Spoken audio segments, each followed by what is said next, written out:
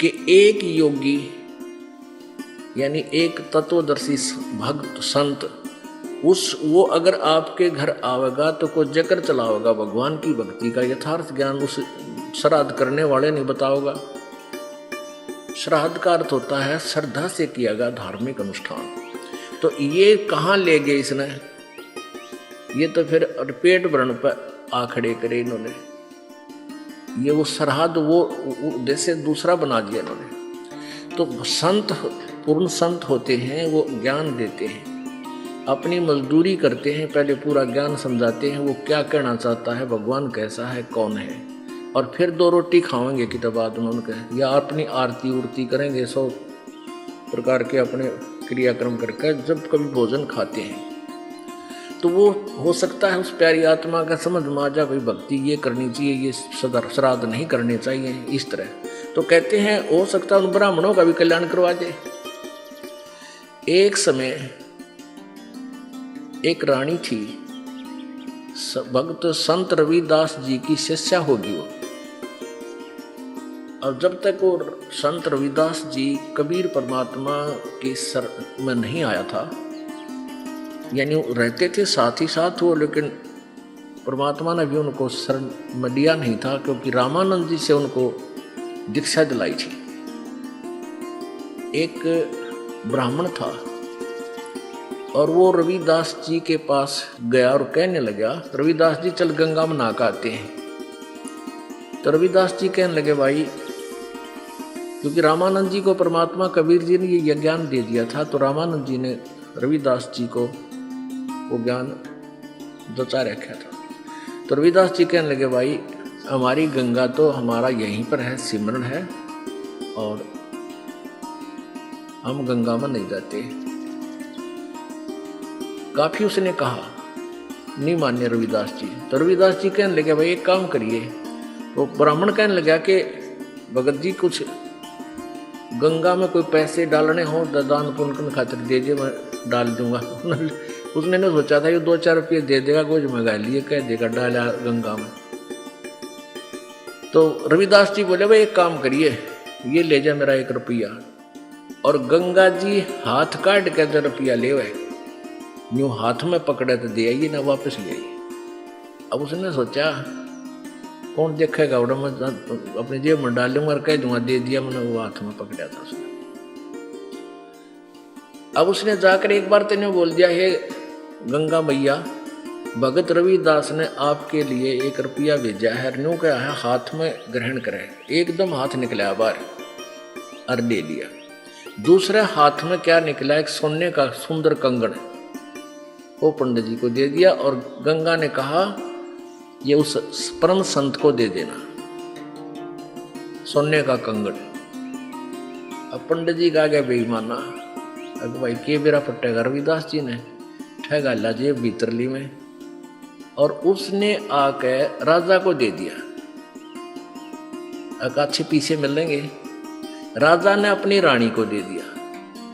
रानी कहने लगी इस आते एक और चाहिए, ये तो जोड़ा होता है। उसके कुछ पैसे दे दिए, जैसे भी 20, 30, 50 रुपये थे उस कंगन के, पहले महंगे सस्ते होते थे भाव। अब राजा नौबामण फिर बुलाया, पंडित जी बात सुन, एक और लिया, नित्रा बकल तारांगे नहीं लिया था। क्यों, उसा कंगन उसने सारा सर पटक लिया, कितना नहीं पाया। वो जब दुखी हो लिया कि जान बच्चा नहीं, रविदास जी के पास चले, शायद वो फिर 1 रुपया दे दे, मैं गंगा में दिया और फिर वहां से मिलेगा मुझे। तो फिर रविदास जी के पास गया पंडित जी, कहने लगे भगत जी आज तेरे हाथ में मेरे परिवार की जान है। राजा ने जब वो 1-2 बार नकारा कर दिया जी, और तो ना पाता, ने बोला रानी का आदेश है, या तो लिया, नहीं तेरे पूरे परिवार ने कोल्लू में पीड़ाएंगे। पहले ऐसे जुबान पर कानून होता था राजाओं का। अब वो बड़ा डर गया। फिर आखिर में आया रविदास जी के चरणों में पड़ गया, रोए पड़ा। रविदास जी कहने लगे क्या हो गया,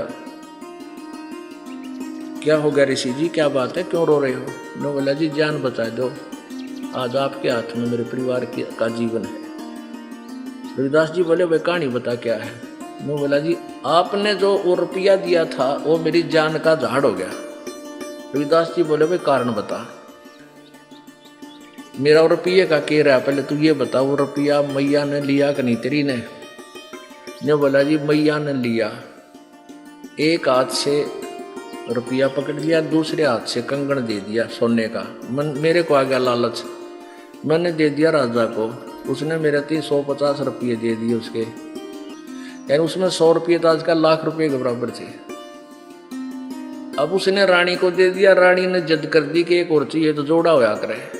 अब वो दूसरा मैं सारा सर पटक लिया, मुझे मिल नहीं रहा, राजा का आदेश से जो दूसरा नहीं लेकर आता है मेरे पूरे परिवार को खत्म करेगा।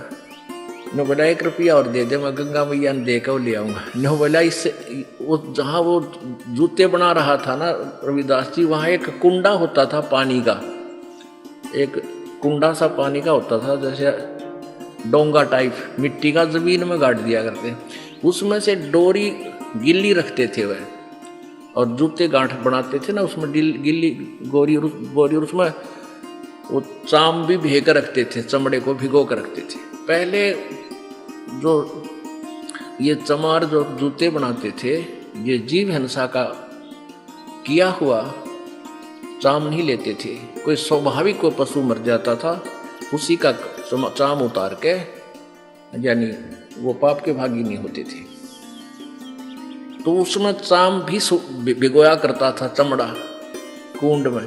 तो रविदास जी बोले इस कुंड में हाथ दे कर काट ले जितने कंगन चाहिए। अब पंडित जी पहले तो दूर बैठा था, एक लत कपड़े से बोझ के, और मरता क्या नहीं करता, वो हाथ दे दिए उसमें, तो चाम के पानी में हाथ मारा तो उसके अंदर से 3-4 कंगन आए, एक जैसे, वो बिल्कुल डिट्टो कॉपी। अब रविदास जी बोला बाकी यहीं डाल दिया ना, और सामत आ जाएगी तेरी, एक ले जा अपना। अब उसने तो कलदा पाटन हो रहा था, वो तो लेकर चला गया। अब वो रानी ने पूछा भाई तू लाया कितने पल दनाटे था, सच्ची बता, उन्होंने सारी कहानी बता दी। तो वो रानी इतनी प्रभावित हुई ऋषि जी तय उससे, रविदास जी से, उन्होंने रानी ने उसको गुरु बना लिया रविदास जी को।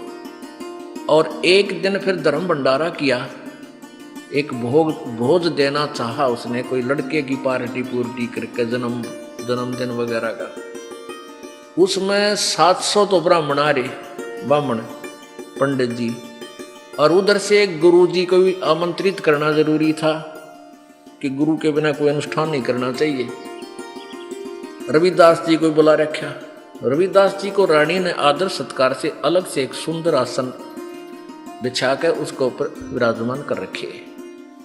उधर से ब्राह्मणों को न्योता दे दिया, सामने ब्राह्मण 700 ब्राह्मण आके और पंक्ति बना के भोजन के लिए पोजीशन पकड़ गए, और उधर से भोजन परोस दिया, सामने भोजन परोस दिया। जब तक भोजन नहीं आता ना, इतना नीत रहा केला होंगे, जलेबी आओगी, लड्डू आओगी, वो ध्यान नहीं रहता कौन कित बैठा है। जब पूरी थाली भर ली, जब देखा उन्हें इधर उधर करके, उन्हें देखा रहा यू चमार बैठा है यहाँ पर, सारे खड़े हो गए।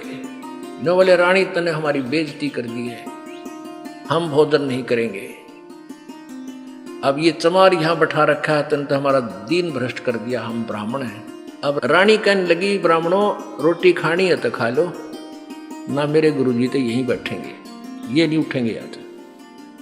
अब रविदास जी कहने लगे रानी बात सुन बेटी, आय अतिथि का अनादर नहीं करते, पाप लग गया करे।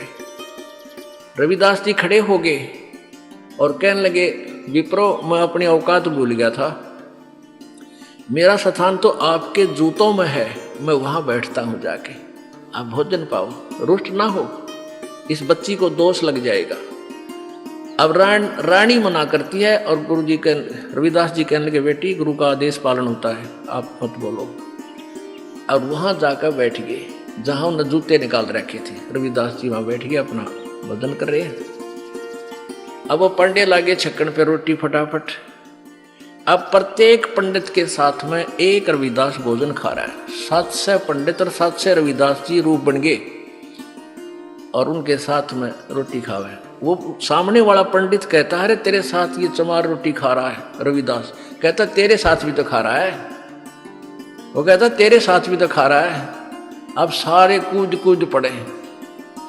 रविदास जी कहते हैं ए ब्राह्मणों, मेरी और इंसल्ट मत करो, मैं तो देखो यहाँ बैठा हूँ, मुझे बदनाम मत करो। वहां देखा सचमुच वहां भी बैठा, सातशय रूप में उनके साथ खड़े। तब रविदास जी खड़े हुए ने बोले पेट भरो, तुमने ना तो भगवान का बेरा, तुम तो पेट भरने की का ठेका ले रहे हो। कहने लगे तुम इस जनेऊ से मोटे मोटे टांग रखे नो। तो परमात्मा रविदास जी बोले जनेवा मुक्ति ना हो भाई, भक्ति से मोक्ष होगा। और तुम जनेवा चाहते हो, कहते अपना को हथियार गेल ले रहे थे चाम छोलन का, इतनी लंबी खुरपी सी वैग रहे। वो कहते हैं वो तो एक लीला थी, कौन सी खाल पाड़े थे, एकदम न्यू करके दिखा दिया। न्यू बोले देखो मेरे अंदर सोने का जनेऊ है भाई, तुम तो इसके सूत का बोझ मरो। तब कहते हैं 2 घंटे तक प्रवचन किए उस पर संत ने। वो 700 के 700 पंडितों ने वो जनेऊ काट कर फेंक दिए, रविदास जी के चरणों में शीश समर्पण कर दिया, नाम ले लिया। गरीबदास जी ने लिखा है 1.25 मन सूत होया था उनके गलाम्या का, 1.25 मन सूत, और उनने उन 700 पंडितों का उद्धार कर दिया। तो यहाँ क्या बता रहे हैं, वही बता रही है ये विष्णु पुराण कि यदि एक सत साधक के सामने 1000 ये पेट भर श्राद्ध खानिए भी बैठे हो, उनका भी उद्धार और श्राद्ध यजमान का भी यानी भगत का भी उद्धार वो एक ही योगी कर देता है।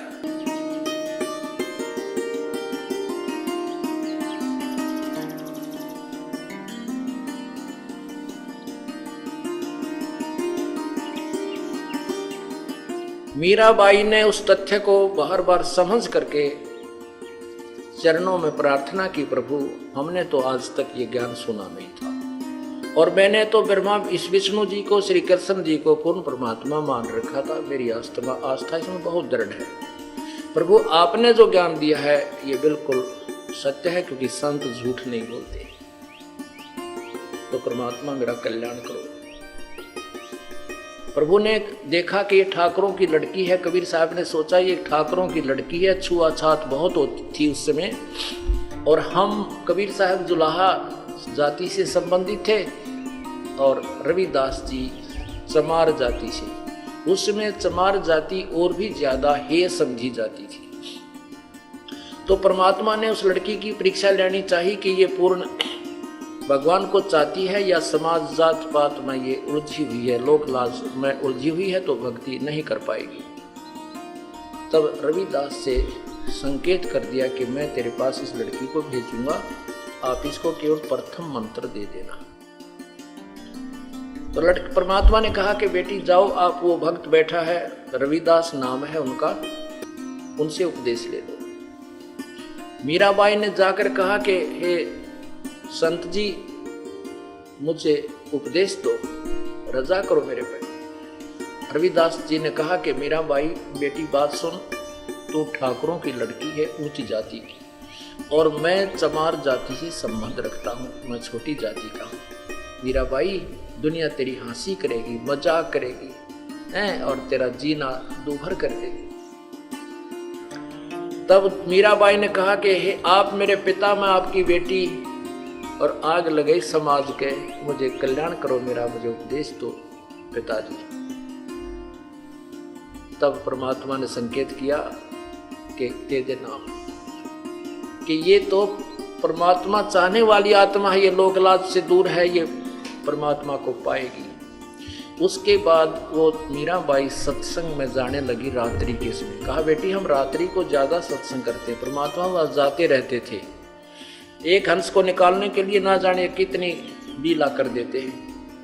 अब मीराबाई जब संत परमात्मा वहां जाते थे सत्संग करने, तो वो रात को भी दर्शन करने और सत्संग सुनने जाने लगी।